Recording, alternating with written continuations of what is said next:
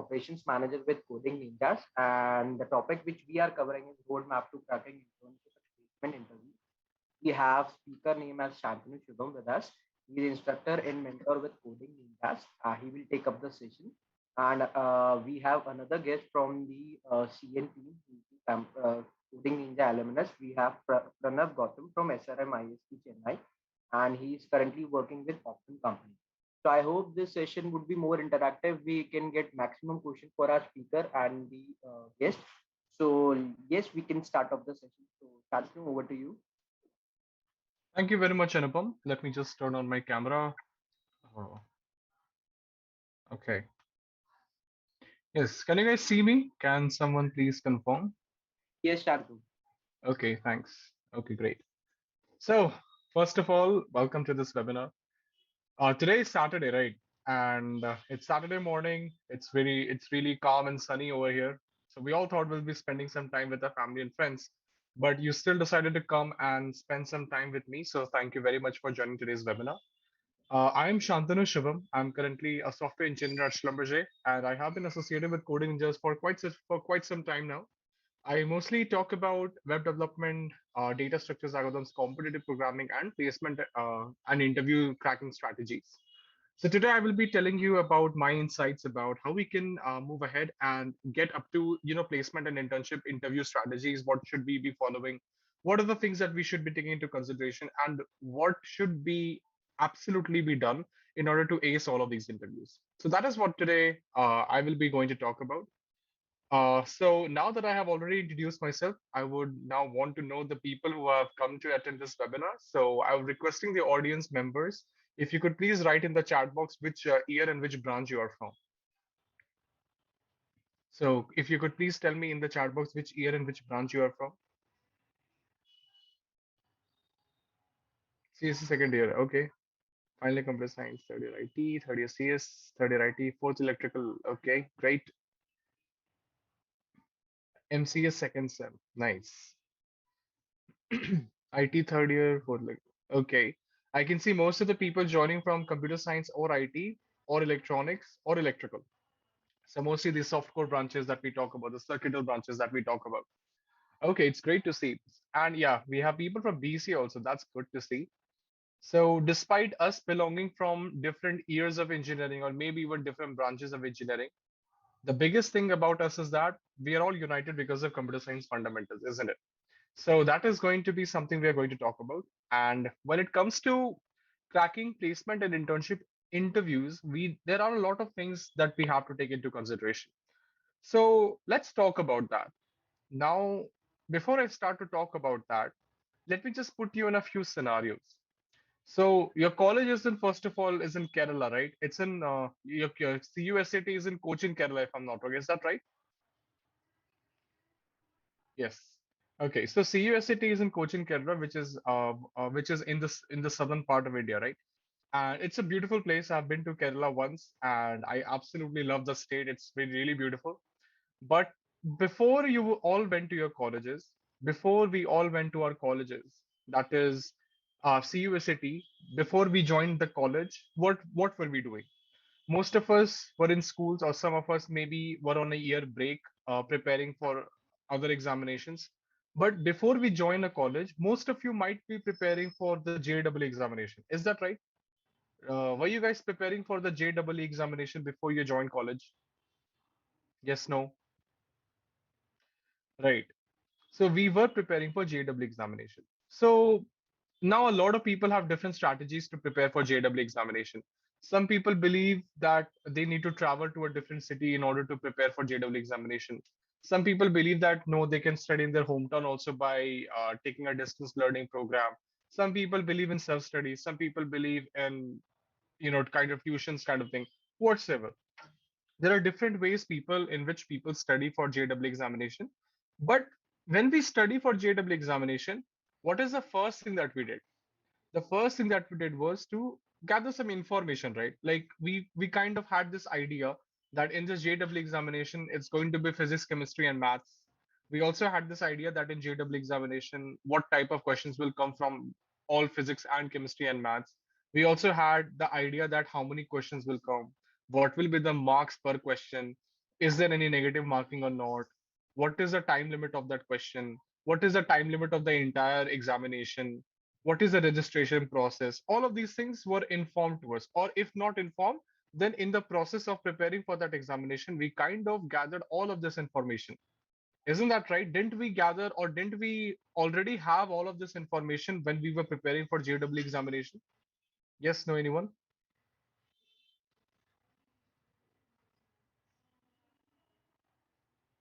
Right? Okay, thank you, Ashwin. Anyone else who agrees with me? Okay, I can see a few responses. All right, yes, that is true. We did have all of this information. So let us say that you scored X marks in JW. Let us say that you scored X marks in JW examination. So suppose if the scenario was something like this, that you are preparing for JW, but you're not sure what subjects are going to come. Suppose you're in the assumption that maybe social science will also come in JW examination. That is that you are not very clear with what subjects will come, and you're also not very clear with what type of questions will come. You're just preparing blindly. Okay, you're just preparing on the basis of what should be there, right? And on the basis of that only you're preparing. And if this is a scenario, and this is how you go and write the examination, then tell me, is the chances? Are there any chances of you scoring equal to X, or will you be scoring less than X, or will you be scoring more than X? Now, X is that number which you have already scored in JW after knowing everything. So if you don't know all of this information, then what is the chances of will you score less than X, more than X, or equal to X? Somajit says less. Manu also says less. Most of people are saying that they will be scoring less than X, which is true. So why will we score less than X? Now the question is, why will we score less than X? Why will we score less than X? Anyone? Why do you think that there will be less than X? It's the same person and it's the same exam. You are the same person who can also score X, but now you're saying that you will score less than X. And you're writing the same examination. So why will there be less than X? What is that factor which is deciding that you will be scoring less than X? We won't be able to form a strategy, okay? Before battle, we must know our enemy very well. That's a very metaphorical response, Amajit. We don't have a proper strategy for taking exam, right? Lack of goals, correct? That's right. So all the responses that I can see in the chat box, they're absolutely correct. And the biggest thing is that whenever or whatever be the situation or whatever phase of life we are passing through, one of the most important things that we should take into consideration is that we must be very clear with what is going to be ahead of us. If it is going to make a considerable change in our life. Like, for example, suppose if JW examination did not make any changes to your life, like it's just another examination which does not help you in any way, then probably nobody would even be that serious about it. Right. So in that case, we don't care. But we know that taking the JW examination can decide on what college that we go. And for most of the people, it is really important to get into a very nice college. And that's where they all prepare with all their motivation and hard work into JW examination. And then they score whatever they can score. Right. So, like you guys said, we will not be able to create a strategy. We must know the examination very well. All of that is right. And only because it makes a considerable difference in our lives. Okay. So, now that we know that if we don't have enough information about a certain examination, the examination may not go as well as it could, right? So that is something that we did conclude from this JW argument that I was talking about. Now, when it comes to interviews, when it comes to placement interviews or internship interviews, this is one of the biggest problems that we have. That is, people are not aware or people don't exactly have the right idea about what happens in an interview. Interview is definitely a one-on-one communication, or maybe there is a panel sitting in front of you consisting of two people or maybe three people asking you questions continuously. But it's not just a communication round, or it's not just a technical round. It's there is a lot of things involved in a technical round or in an interview in general. So most of us, because we're in colleges, because probably when you're applying for an internship or for a placement opportunity, it's going to be first. For most of us, it is our first interview, and that is why we sometimes don't exactly have the right idea about an interview. Now, because we don't have a right idea about interview, we are we sometimes do things that we should not, and because of doing these undesirable things, our chances of getting shortlisted can be reduced. And that is one of the major points that I'm trying to highlight. And it is something that we should all take into consideration. Now, what are these things that are asked in an interview? Okay. What are these things that we should be taking into consideration? Okay, so let me just give you one thing straight. So when you want to sit for a placement interview or an internship interview, like 99% of the time you will be saying that before applying to any major company, before interviewing you, they will ask you to appear for a written round of test. Now in this written round of test, they will give you aptitude as well as they will give you some coding questions. Now aptitude may or may not be there, but one thing that I am absolutely certain of is there will be coding questions, especially in major companies like Amazon, Flipkart, Mastercard, American Express, Goldman Sachs, Paytm, PhonePe, Swiggy, Zomato, all of these types of companies. So this is something that will absolutely happen. That is data structure round of interview. And I am assuming that because we're going to talk about how to crack these interviews, which is sometimes the tricky part, I will be talking about what happens after we have cleared this written round of test. Now, the question is open to the audience members. What do you think happens in an interview? What do you think is there in an interview? According to you, what is your opinion of an interview? There is no right answer, there's no wrong answer. Just want to hear from you what is your opinion. Again, if it's too long to type, you can also unmute yourself and talk to me directly through your microphone. So, just want to know your opinion. So, can I have one or two responses, please? What is your opinion of an interview?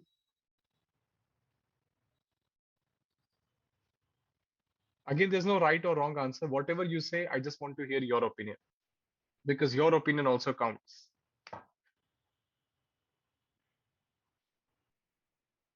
Screening people. Okay. All right, Vishnu Prasad. Are we true to what we say about ourselves, like what we write in resume? Do we actually know it? Okay, that's one nice way to put it, Swamaji. Probably a bit more technical questions, personality check-in, seeing our determination. Okay, testing our skills, be it technical or soft. Okay, fine. DSA question is asked, and we need to solve by discussing the approach. Okay, okay, fine. Evaluation of technical knowledge and also the confidence level. Okay, nice, interesting. Testing core as well as soft skill. Okay, fine. Any more responses?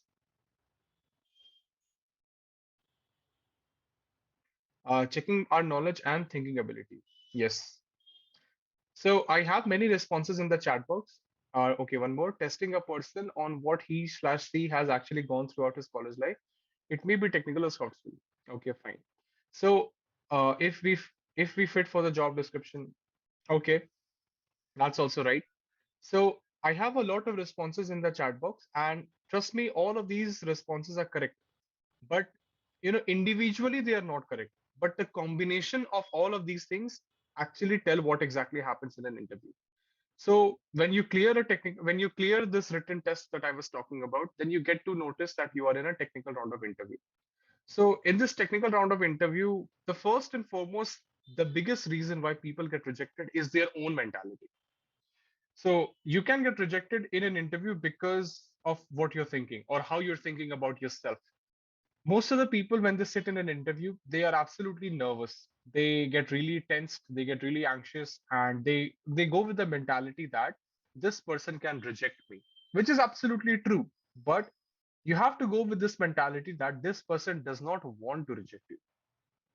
This person does not want to reject you unless you give them an opportunity. So think from an interviewer's perspective. He's probably a manager or a senior software developer in some company, whatever company you're applying for this internship or full-time opportunity at. And probably he has a lot of work to do as well. So he's taking out time and is providing 40 to 45 to 50 minutes per interview just to see which candidates are bad. That doesn't make any sense. That person is sitting and is devoting his time in order to hire resources for his company. So whenever you're sitting in an interview, always go with this ideology that this person is sitting there to hire you. Okay, don't go with this mentality that this person is sitting here to reject you, because that may cause into anxiousness and nervousness, and you might not be able to answer the questions that you already know, or probably you will say things that you should probably not say, or maybe you will a little bit maybe make things slightly worse. So this is something that you have to take into consideration. That is, you have to have your willpower really strong and go with this ideology that this person is not sitting here to reject me, he is sitting there to hire me. So I shall not give him any chance to have me rejected. Okay, so this is the first thing that you should take into consideration. Now, in a technical round of interview, a lot of things do happen. So I will tell you, one by one, each of these things that are actually important from a technical interview perspective. So the first thing, that is DSA. So someone did mention that they asked DSA questions, which is true. So when you're sitting in a technical round of interview, your interviewer will first of all ask you to introduce yourselves, and then will straightforwardly jump to DSA. So when it comes to DSA, the questions that they will ask, to be honest, will not be very difficult. The questions that they're going to ask will not be very difficult. Take that for a fact. They will not be very difficult. They will always be, those kind of questions that you probably have already solved on the internet, or something like that, or you have already solved something very similar to that on the internet. Okay, so that is something. So expect the level of questions to be medium. In very extreme cases, the level of question can become difficult as well. But mostly the questions you will be noticing will be medium level questions. Now, there's again a very high chance that if they ask you a question, you will be able to answer that question very nicely, very quickly as well. But they expect you to come up with a more optimized solution. That is what they want, and that is what takes time. And that is why each interview can also span up to 40 minutes just discussing the essay. So this is what exactly happens. So they will give you a very simple question, which you will be able to solve by using your own mind and how you can solve that problem. But the tougher part will come when it comes to optimizing that certain solution. Like I will give you a very, very, very, very easy example. I mean, don't expect this question in an interview, just for understanding purposes I'm talking about. So suppose there's a scenario that, suppose if I give you an array of integers.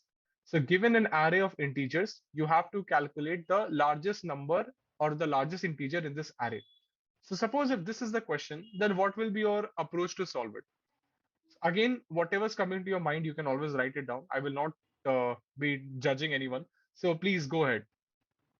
Given an array of integers, we have to calculate the largest number in that array. So what will be the approach? How do we do this? Again, if it's too long to type, you can definitely unmute yourself and go ahead.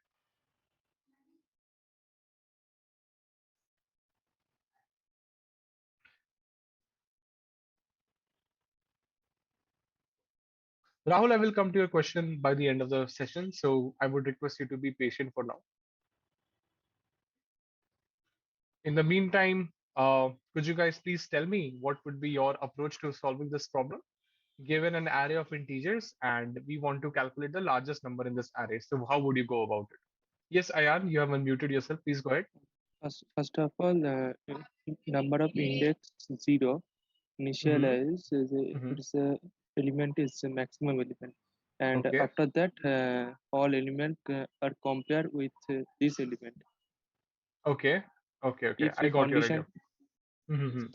So what you're saying is that you will take the first element as the maximum element, and then you will iterate through every element in the array, and you will see if the current element is greater than the max. If it is greater than the max, then you will update the max with the greater element. Otherwise, you will not do anything. Isn't that what you're saying? yes, Okay.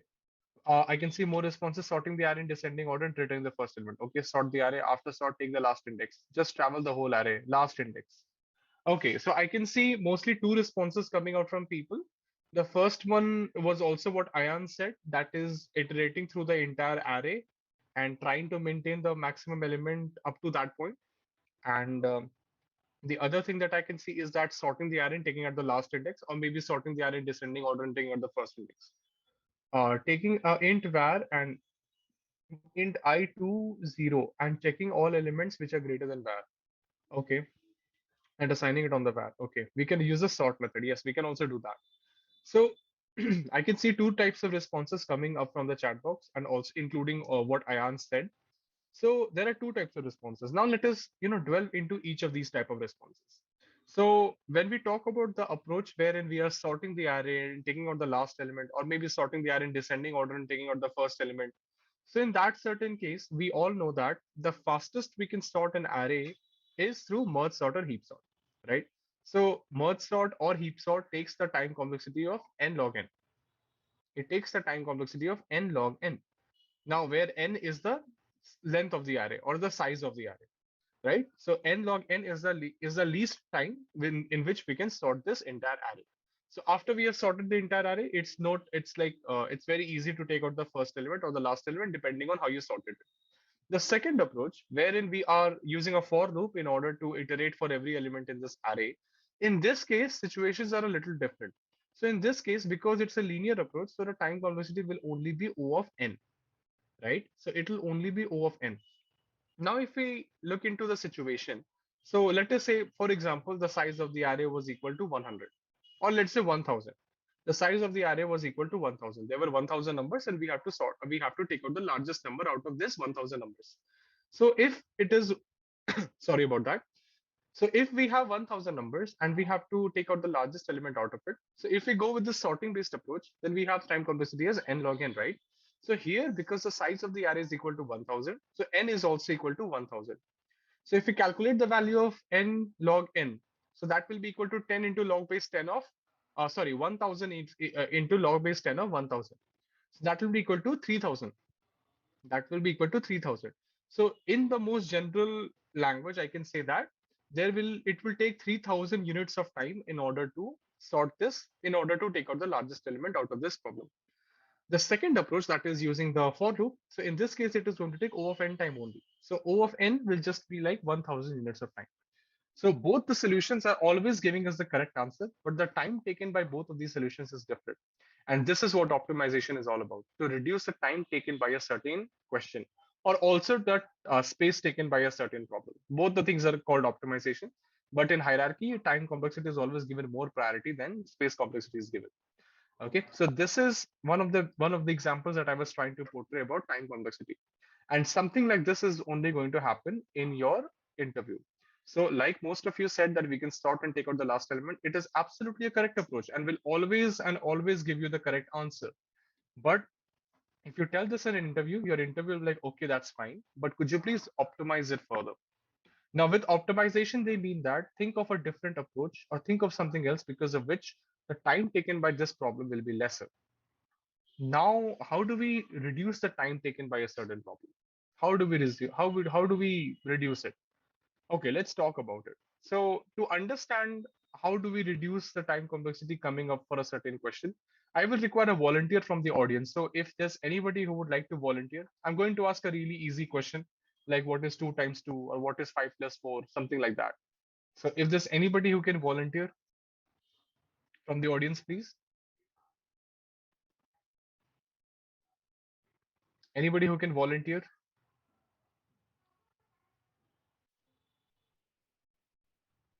It's nothing super technical or super complicated. It's going to be really easy. And I'm just trying to make this a little more interactive. So I would really appreciate if you could have at least one volunteer. Okay, Srajan, thank you very much. Could you please unmute yourself? Yeah, Yes, hi sir. Srajan. Hi Srajan. Hello. Am I pronouncing your name properly? Is this Srajan, right? Yes, yes, right. Okay, that's great. Okay, Srajan. So Srajan, I want to ask you one question. Suppose Srajan, Okay. if I ask you that what is 12 times 12, then what will your answer be? 12 into 12, or Uh, suppose 6 into 6. 36, 12 into 12, 144. Yes. So 12 times 12 is equal to 144, which is correct, right? Yes. So suppose if I ask you one more question, Srajan, that is that what if we do 12 plus 12 plus 12 dot dot dot up to 12 times? Okay. Yeah, then what will be the answer? 144. Which is again correct. So Srajan, when I asked you these two questions, in the first question, I straightforwardly asked you to multiply two numbers, isn't it? Okay. And you immediately multiplied and gave me the answer. Isn't that right?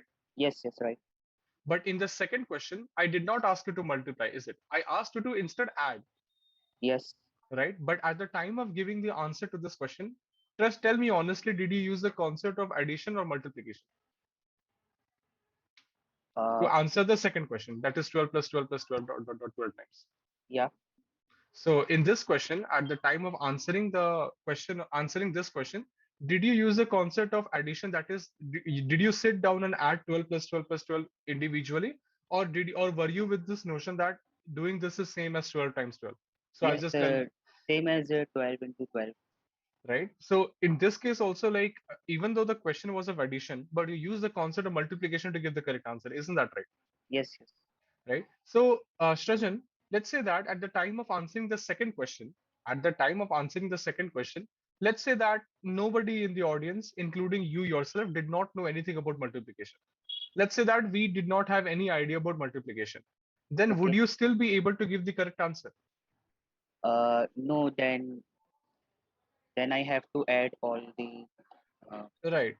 So you would add, but okay, fine. If you can definitely take time and add, but don't you think that it will take some extra time? I mean, you will still give me the correct answer only, but don't you yes, think obviously it will take time it will take by time, right? adding all the variables, all the Yes. numbers. Yes, exactly. So this is exactly what I was also trying to highlight. So in this case, Rajan, only because you understood the concepts of multiplication, you were able to answer the second question in a smaller amount of time by using the concepts of multiplication, even though the question did not ask you to multiply. Yes, yes, right. Right, right. So this is exactly what I was trying to highlight to the rest of the people at audience as well. That sometimes you have to use the concepts that you already have inculcated and established inside yourself in order to answer a certain question, which takes less amount of time. Like in this case, Shrajan gave the correct answer of the second question by using the concept of multiplication. So he was able to understand, he did have that concept that he can apply the concepts of multiplication. And if he does that, the answer will come really quickly, right? So don't think about it from a computational point of view, think about it from a human brain point of view, as a student point of view. So it is easier for us to just directly give the answer as 144 by multiplying 12 into 12 than it is to write 12 plus 12 plus 12 plus 12 dot dot dot up to 12 times in order to give the correct answer. Isn't that right? So that is exactly what I was also trying to highlight. Let me just give you one more example. So today in the audience we have Anupam here with us. Anupam, are you here? Yes, Shantanu. Yes. Yes, so Anupam is here with us. So let me give you one more fun example. So imagine yourself to be a mathematics teacher. Okay, and there are two students in front of you. Student number one is Anupam, and student number two is me, Shantanu. Okay, so you suppose, so let us say that we both, Anupam and I, both are in, like, let's say 8th standard or 7th standard students, and you are our mathematics teacher, and you are going to ask us you're going to ask us, or you're going to take our test. Okay, so suppose you are going to give us a question, only one question from Pythagoras theorem. So this question is something like this: that given a right angled triangle whose perpendicular is 12 centimeters in length and base is 5 centimeters in length, calculate the length of the hypotenuse. Suppose this is the question. Suppose this is the question. Now talking about Anupam, Anupam is very good at maths. He also remembers Pythagoras theorem, and he remembers the value of 12 square equals 144 and 5 square equals 25 and 13 square equals 169. So Anupam knows all of these three things. Whereas in my case, I don't exactly remember all of these values. I am also good with maths. I also know Pythagoras theorem, but I don't remember these values. Instead, I will sit down and calculate 12 into 12 and 5 into 5 and what's the square root of 169. So if you as a teacher give the same question at the same time to both me and Anupam, then who among me and Anupam will be able to provide the solution faster? Me or Anupam?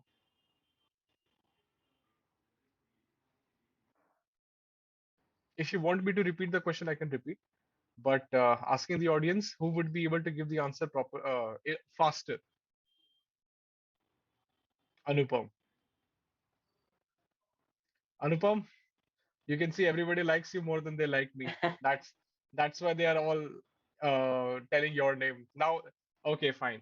So now that you all have said that Anupam will be able to give this correct answer, I am absolutely heartbroken. So now I want to know, why would Anupam be able to answer this question before I will be able to?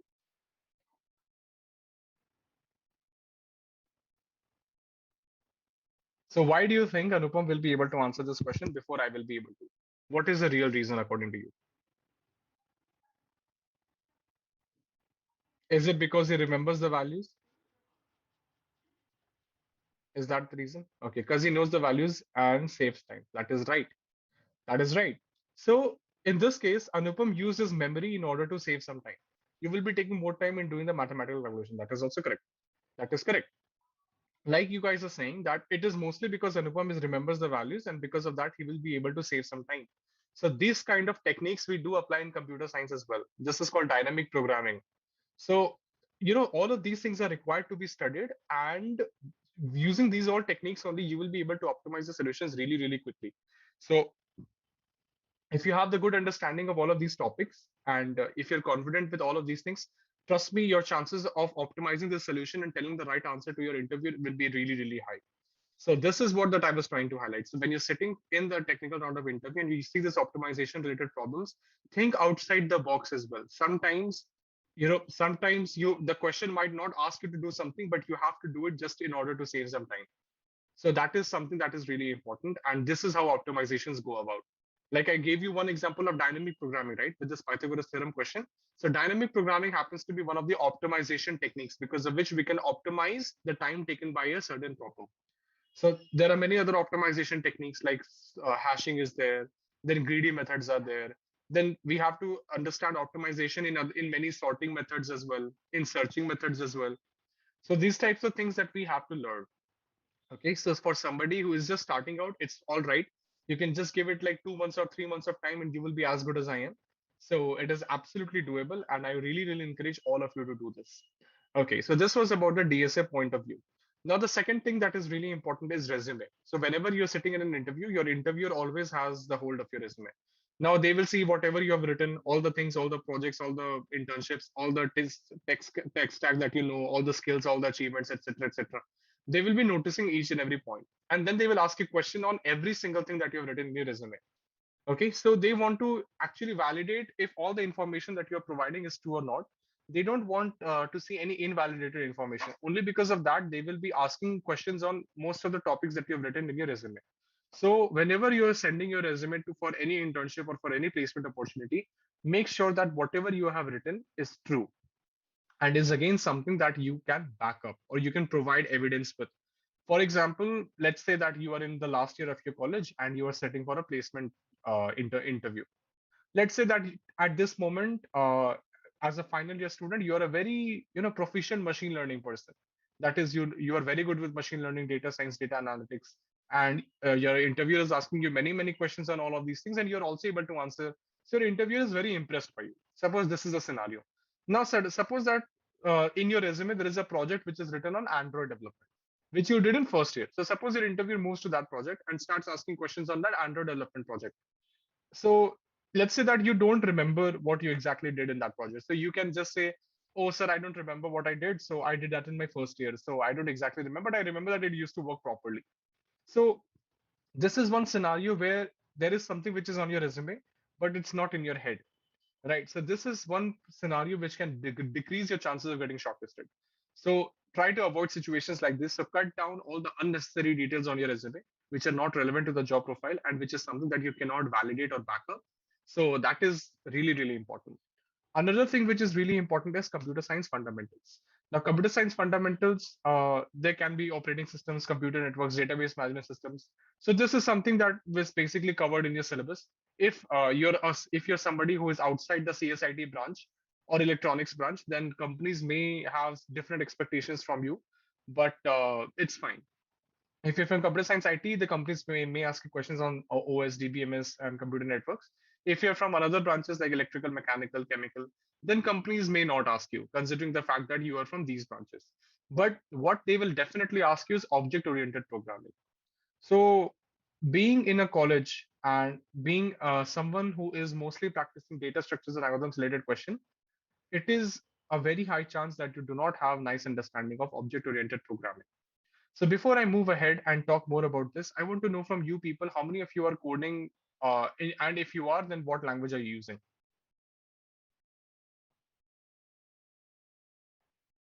If you guys are coding, then what language are you using? C++, Java. Okay. C++, Python, C++, Java. Okay. Okay, fine. I can see most of the people using either CPP or Python or Java, or maybe a mixture of all of these. Okay. So, okay, asking this question to most of the people. So for people who do for people who do C++, suppose if you're given a question which is solving on the internet. When you're solving this question on the internet, what is your strategy? What do? You create a CPP file, then you write int main or void main, and you take all the user input using cin, and you display all the user output using cout. And in the meantime, whatever functionality is supposed to be there, you create functions out of it. Like you create functions in the same CPP file, and then you call all of these functions wherever required in the main file. or sorry, in the main function. Isn't that right? Isn't that how we code in C++, especially about data structures and algorithms, right? Yep. So now people, so if I had to talk about something equivalent to people who code in Java, what do you guys do? You guys create one Java file. You write you write the name of the class. Let's say the name of your Java file is test.java. So you will write public class test, then public static void main string args. Then inside this Java file only, you will create other static methods like public static int add two numbers int a comma int b return a plus b. So you will create other static methods only. You will create other static methods in the same Java file, and you will call all of these methods in the main function. Isn't that right? Isn't that how we do in Java? Java people? Yes. Similarly, for people who code in Python, there's hardly a time that you even create a main function. You just write all the logic in one file, and you create functions out of it, and you just call the functions wherever necessary. So this so C++, Java, and Python, all of these three languages are object-oriented programming language. But this way of coding that I just told you, it is not object-oriented programming. It is procedure-oriented programming. So coding like this or coding in language C is the same. So that is why a lot of us, we think that we know object-oriented programming, but we don't. But we don't, at least from the point of what these interviewers expect, we don't. And object oriented programming is really, really important, because whenever you go and start working in a company, it is very important to understand object oriented programming, because the entire code base is on object oriented programming. You will see a lot of classes, lot of objects, lot of inheritance, lot of encapsulation, every single thing you will see, and to levels that you probably cannot imagine. So that is something that is really important. Again, the entire project structure is dependent on object-oriented programming. So it is very, very, very important for you to understand object-oriented programming and how it works. Okay, and how it works. So that is very, very important. And for that, I will really insist that you get your concepts clear on object-oriented programming and also have some hands-on experience. So for hands-on experience, I would recommend whatever source that you are reading or watching the videos from, also try to replicate the same thing on your own laptop. So that will help you actually. So object-oriented programming can be something really, really important. So please do not underestimate that. So now we move towards the last point of interview, that is the HR round of interview. So HR round of interview is one of the most underestimated interview fronts. Okay, because most of the talented people get rejected in HR round of interview. Why? Because our definition of talent is good technical skill. And that is the reason why I said most of the talented people. But in reality, for a company, a good talent is somebody who is technically sound as well as personally sound. Okay, so somebody who has nice personality, somebody who has nice communication skills, all of these things are important. So if you're someone who's absolutely a geek or nerd who's just sitting in room all day, it's fine. It will help you improve your technical skills really, really well. But it also has to come from your personality as well. Like for example, let me just give you one example. So in HR rounds of interview, they want to check your team skills, your attitude, how much of a humble or human how much of a humble person you are. They want to check your communication skill, all of these things.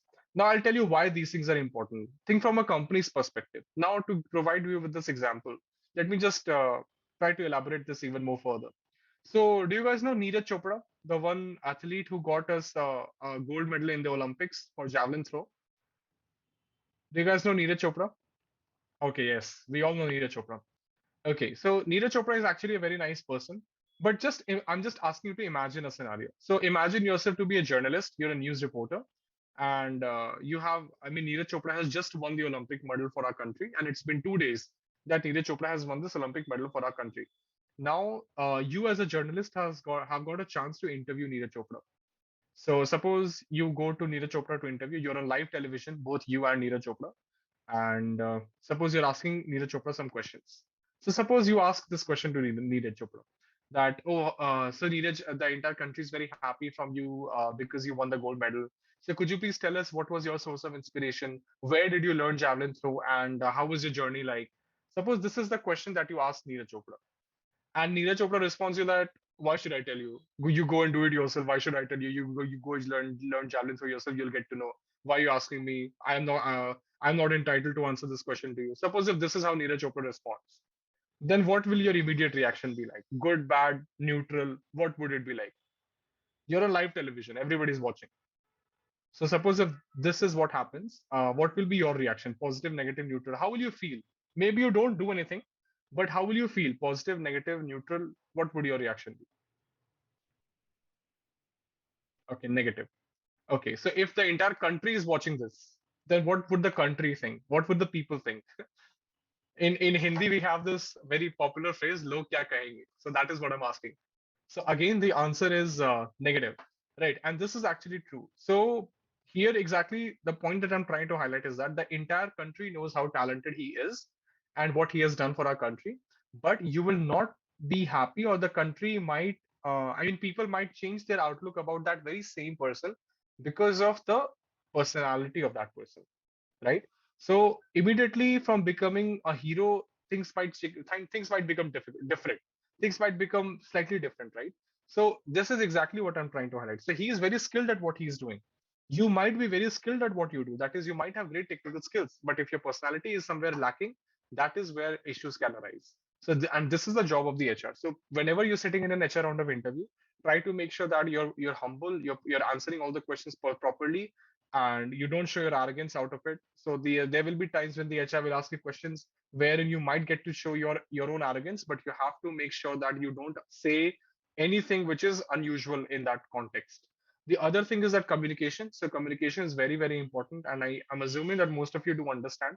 In southern parts of India, I have seen more importance given to communication rather in northern parts of India. But that is fine. That's not an issue, but it's really good and it's really important for people to be good at communication. For example, most of your college is in Kerala, right? So in Kerala, based on my understanding, languages, Malayalam is spoken in Kerala. So people speak in Malayalam and English mostly, right? Let us say that you join an IT organization and you get to meet someone who is, let's say, from West Bengal. So this West Bengal person only knows how to speak in Bengali, and you being from Kerala, you only know how to speak in Malayalam, for example. So tell me, will you guys be able to communicate with each other, given that you both are very, very technically sound? No, right? And this is one thing that again is very important. So uh, suppose that I am a web developer. Suppose I'm an employee and you are my manager. Suppose I am that Bengali person and I know just Bengali, and you are my manager and you know Malayalam. Okay, so suppose you want a task to be assigned to me, and you know that I can do that task. You also know that I can do that task. So suppose I'm your junior. Suppose I'm a very good coder. I'm a very, very talented person, which I'm not, to be honest. But suppose if I am very, very talented person and you are my manager, I'm your junior. So suppose you want to get a task done. Suppose it's a web development thing and you know that I can do it. I also know that I can do it. But when you are trying to explain me what you exactly want me to do, but you're explaining it to me in Malayalam, and I don't understand Malayalam, so I will exactly not be. So tell me the final product. Will I be able to deliver what you're asking me to deliver if I don't understand what you're saying, despite being very, very technically sound? Yes, no, right? So it will not happen. So at the end of the day, the company is at loss. They hired good talent. That is, they hired a nice, properly skilled person, but that person is not able to work only.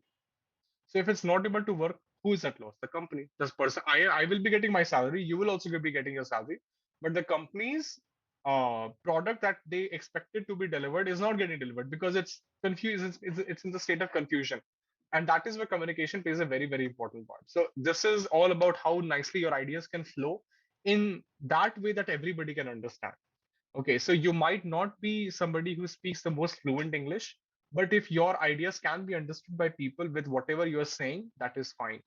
Okay, so this is what communication is all about. Based on my experience, I have seen people underestimating communication a lot, but I don't expect all of you to do that because in Kerala, most of the people speak really good English, at least based on the people I have personally met from Kerala.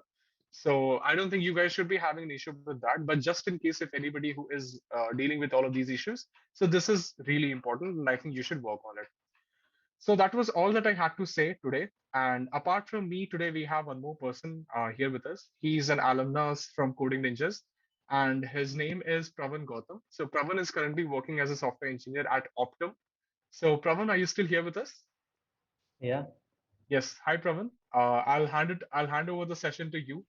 Maybe you can agree with a few points that I have said, and maybe you can also provide your insights about tracking internship and placement interviews.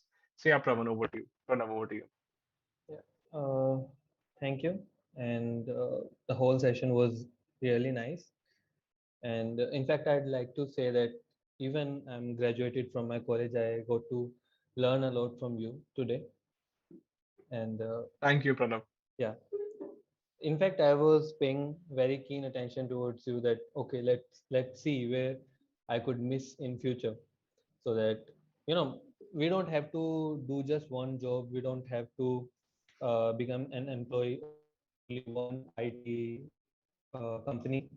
All of you people know this pretty well that in our IT career we're gonna switch many companies for better opportunities, and for that we'll have to appear in these interviews again and again. So don't think that this is just one time thing, that okay, I'm gonna crack this one interview, I'm gonna get placed in Amazon or Salesforce or Walmart or any of the company, any of the dream jobs you want to have, and I'm gonna settle down. No, it doesn't work like that. If you get employed in Amazon, maybe you want to work in Salesforce or in coordination. If you work in coordination, maybe you want to switch to Google. And every time you do this, you'll have to go through the interview processes. So just think this one thing particularly. Just keep this thing in your mind that whatever you're going to do right now, you're going to keep doing it again and again. So it's better if you learn it the best way in the first time. And the second thing I'll say is while Shantanu was delivering the speech, I was learning something about CUSAT, that how many seats are available in CUSAT, so that I can understand what is the strength of the college.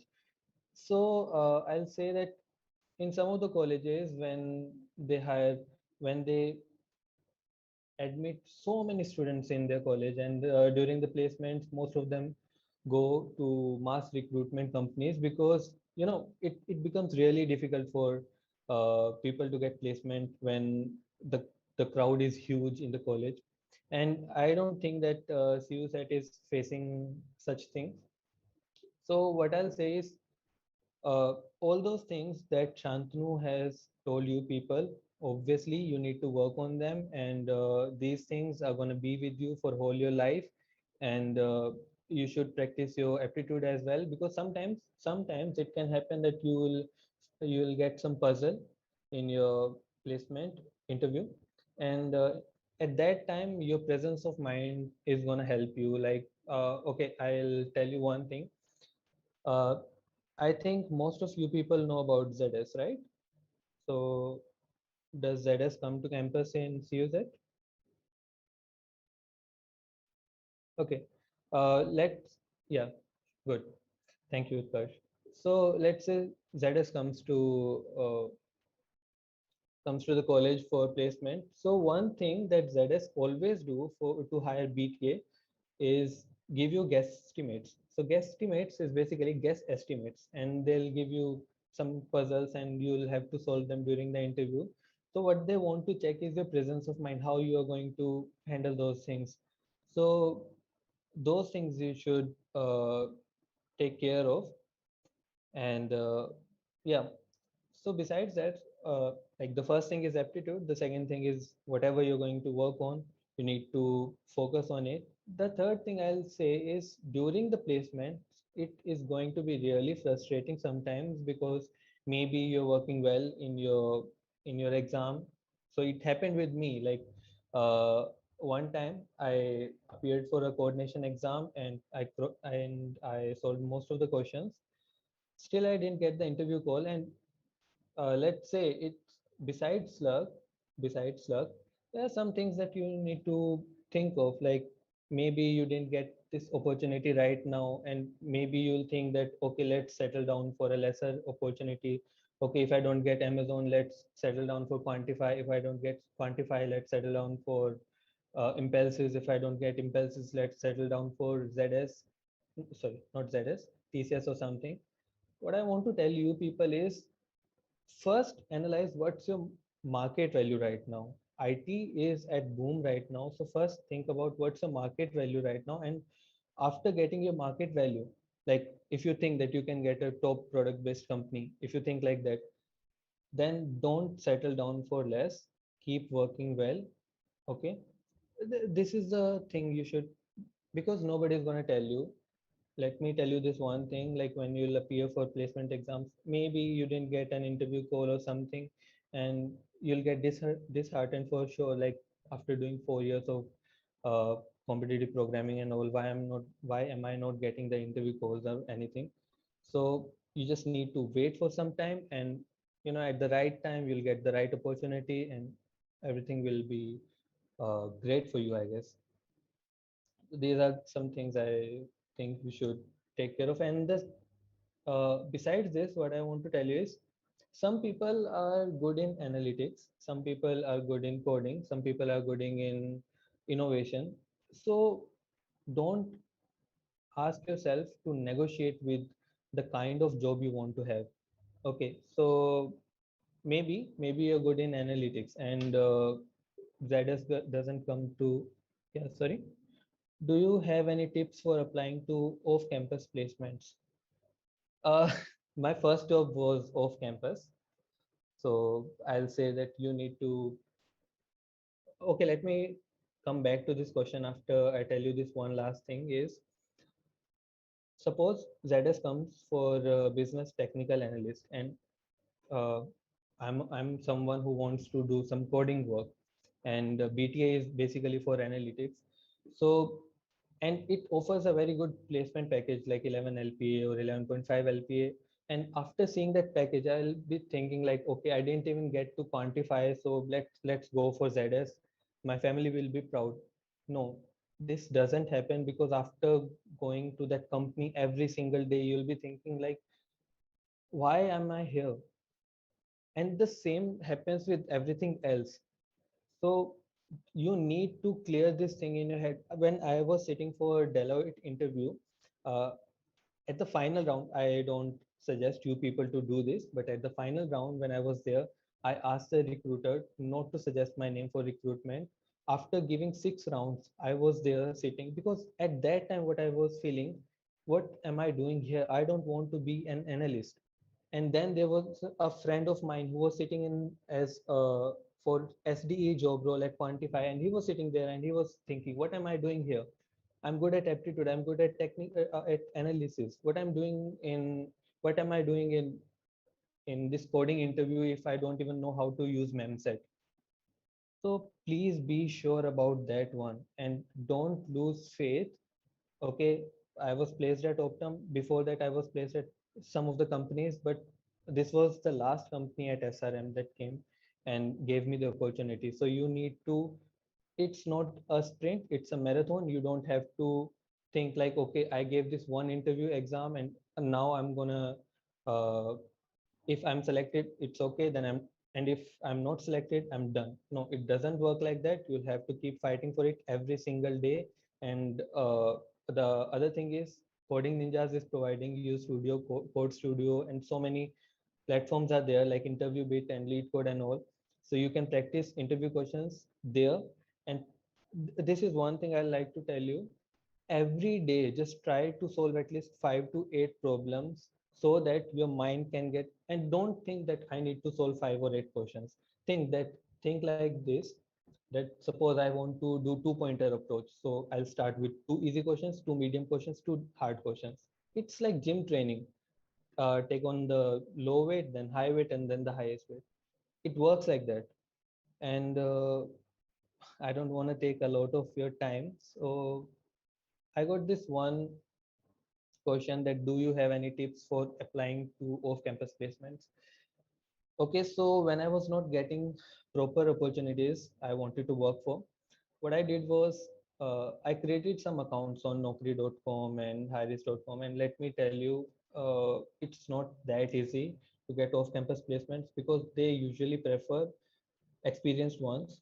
But after doing Coding Ninjas machine learning course, I got a subscription for Highris for 6 months. So I applied for a job of SDE at Typhon Communications, and I got the job. So what I'll suggest you is, prepare your resume well if you want to go for an off-campus placement, because you don't have much to show there.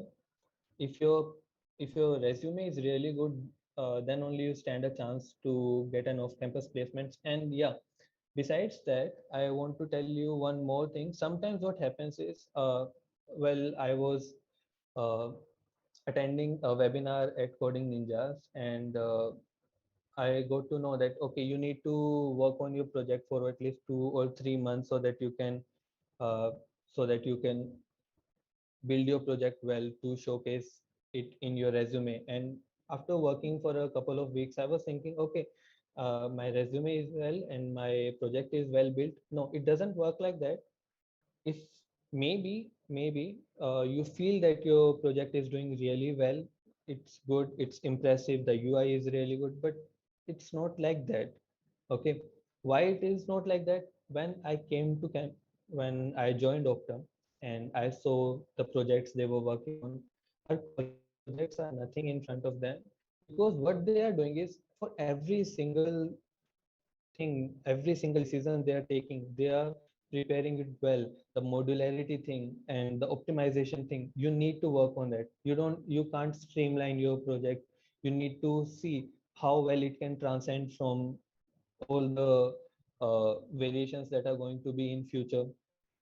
So, and the second, and besides that, what I'll say is, I know it's really difficult to get a technical skill in everything, and it's not possible at all. Let me tell you, because IT is really vast, really a vast domain. What you people can do is at least introduce yourself to all those things. Like when there was a company that came to the campus placement and it asked me, okay, we are working on cloud computing. Do you know anything about cloud computing? Can you learn cloud computing? I could say yes there, but how can I say yes when I don't even know what cloud computing is? And to be honest, it happened during an off-campus uh, interview at Cadence. So that's what I'll tell you, people. Don't get disheartened. It's not a sprint, it's a marathon. You'll have to fight every single day. Maybe your friend will get placed first, but maybe you'll get a better opportunity. Uh, even even if you get placed at last, what matters is, are you satisfied with what you're getting? And don't get settled for anything, don't get disheartened, and keep working on it, keep solving more and more questions. And there are so many resources available on the internet for every single thing you can, and you can refer through those courses and all those things. Even Coding Ninjas, I have let me tell you, from Coding Ninjas I had joined this interview preparation course because my aptitude was really weak, and I could solve the ZS interview after that. Even my aptitude was weak. So you need to work on all those things and get as much exposure as possible. Besides this, I just wish all of you people to get good jobs, your dream jobs, and hope we meet someday and you know tell each other that this happened in my interview, and thanks to Shantanu, I could handle the situation. So that's the thing we are aiming for right now. Yeah. Thank you so much, Pranav, for the feedback or the main thing points you have been covered for the same. I want to thank Shantanu as well for taking the great session. Guys, I have just shared one discount coupon for the participant who has joined the webinar. It's for the Coding Ninjas gift card for the courses. You can avail it. And moreover, if we have any question for Shantanu and Pranav, you can put into a chat box or you can just unmute yourself and ask. Otherwise, we can go to sign off for the same. Do we have any question for Shantanu or Pranav? Sir, hello. Yes, please go ahead. Sir, suppose if we are going to any interview, then you said about approach. So how we should have to jump directly into optimal approach, or we have to go through route better and optimal? If you can go directly to the optimized approach, then why should you go to the blue path? If you can directly go to the most optimized approach, then that's good. There's no problem with that. I don't think so. What do you say, Pranav? Yeah, right. Correct. Interviewer doesn't have a lot of time for you when it Yep. comes to discuss about many approaches. So choose the optimized one and then try to optimize it further if you can. Okay, sir. Thank you. And in addition to this, I would like to tell you one more thing. Suppose for a question, you know that this is the most optimized solution, but you're not sure if you can go for it. Don't go for it right away. Go for a solution that you can solve at that time. Okay, so I think that will help you in a much better way. Guys, and any other question for the speaker and the guest? Yes, I had a question regarding internships. So I'm currently in my third year of IT, Hmm. so I'm kind of like getting ready to do internships and stuff. But it's kind of Okay. confusing because like how should I like select an internship for myself? Like what criteria? How should I filter them? How do I know this is a good internship opportunity? How should I like should I go for unpaid or should I go for paid? How long of an internship should I do? So Which college year are you in? CUSAT, No, no. Which year of third college? year IT. Third year IT. Okay, fine. First of all, don't go for a unpaid internship. First things first. Just don't. Even if you think it's good, just don't go for an unpaid. That's my advice. I would not want you to go to an unpaid internship because there are a lot of factors that probably you don't know. There is a lot of things that can happen. So don't go for an unpaid internship. When it comes about choosing the right internship for you, then what's more important is choosing if that internship asks you to do what you like to do. For example, there are people who like to do web development, people who like to do app development, people who like to do machine learning, data analytics, Salesforce development. So if your internship aligns with what you like to do, then that is something that you should really go ahead with. If you're confused, then that is something that you should ask yourself, that what is it that you like. And if you're getting an internship opportunity and if the job description says that this and this is then this is about to be there, you ask yourself, can you do that or not, or would it be something that you would like to do or not? If it is, then you can go ahead with it. If it's not, then you should not go ahead with it. For example, like Pranav said, that he was getting a position of analyst in Deloitte, but even though it's a good position to be at, but because he didn't want to do it, he didn't go for it. And that is the same question that you should also ask yourself. When you look into the job description, if you think that that is something you want to do, you should go ahead with it. Otherwise, you should not. Okay, Yeah. yeah. Yeah. Thank you. We have one more question. I'm from electrical. I want to join. So I am learning basic Java DS. Any suggestion for me? If you're learning Java with data structures, that is good. But the suggestion I would give you is like try to get a little strong hold on Java as a language, because Java, which I think Pranav would also agree to me, is very much used in the industry. So Java is everywhere, and there are many children of Java. Now that might sound weird, but there are many languages that are basically using Java behind the scenes, like Apex itself. Exactly, exactly. Yeah. Yes. So if you're going ahead with Java, then I would suggest you that apart from just learning DSA, also learn Java fundamentals, like especially the collections framework and the other abstraction related techniques in Java, like abstract class interface, implementation, extension, all of these things, private resources, stream, lambdas, all of these things. So if you have more command over Java, that can increase your chances in getting yourself hired in any Java related role. So that will be nice for you. Yeah, and if you guys are working for Java or something, just be sure that you know about multi-threading and all, Yep. because these are some short questions that you are going to face in your placement interview, Yep. and you should be careful about them. Yes, especially for people who code in Java, you will notice that if you tell your interviewer, or if your interviewer gets to know that you are a Java person, they The very will, first question. yes, they will love it. Yeah, Either they will become really happy because there's a very high chance that they also know Java. So they'll start asking questions on Java, fundamentals of Java, like what is this, what is that, like what is the difference between this and super, what is the difference between implements and extents, what is the difference between abstract class and interface, what is the difference between list and array list, all of these kind of things that they will ask you. So the more clear you are, the better it is for you. it's like a very double-edged sword kind of situation. If you're able to answer all these questions properly, you increase your chance of getting shortlisted. If not, then you decrease your chance of getting shortlisted. I'm in my pre-final year. My question is, should I rather focus on making projects or improving my skill, like on C++, Python, etc.? If you're in your final year, I think you should create at least one or two projects. That is what I would say. But if you're not good with C++, Python, then you should focus on that as of now. And the Think, sorry. yeah, please, Yeah, yeah. please, please. No, No, I go was on. done. Go I on, was sir. done. I was done. Please go ahead. Please go ahead. I was done.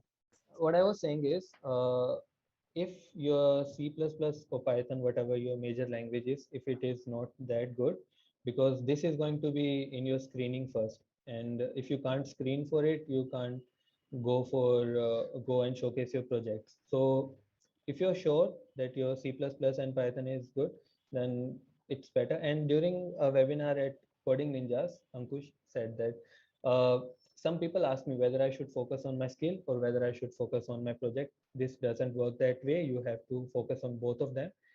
Give an hour or two every day to a project, and rest of the time to your problem solving skills.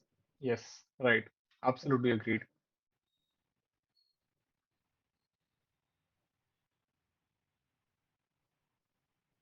No, it's not important. It's not important. Only one language is more than enough. One language is more than enough. But given that you have good knowledge of that language, like in my personal case, I know three languages. I know Java, JavaScript, Python, but I know Java, the best that I know is Java. So because of Java, it's not difficult for me to ace interviews. So had I only known Java, it would have still been the same situation for me. So always, whenever you are trying, or we are confused at whether learning more languages is important, it is not important.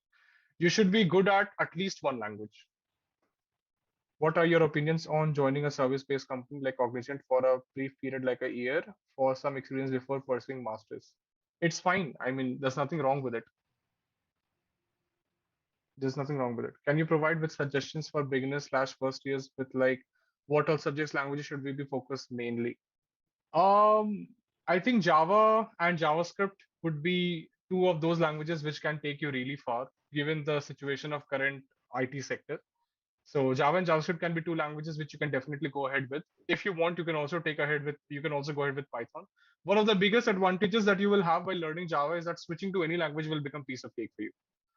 So that is one thing that I will tell you. So if you know Java, that can be an advantageous situation for you. Apart from that, for projects, well, I would suggest that with projects, everybody has different types of interests. So that is something that will come to you with the passage of time. My favorite tech stack. Well, I do web and mobile both, so I really like Spring Boot and React combination with AWS or ADO, that is Azure. Everything is fine to me. I am in that stage of my life that I can now take on anything. So I think that should be done. That should be it for it, and I think we're good to close that up. Yes. So I just want to thank Shantanu for the wonderful session and Pranav for putting some valuable points for the students and taking your time out for this webinar. And we hope that we can call you again for some more session, Pranav.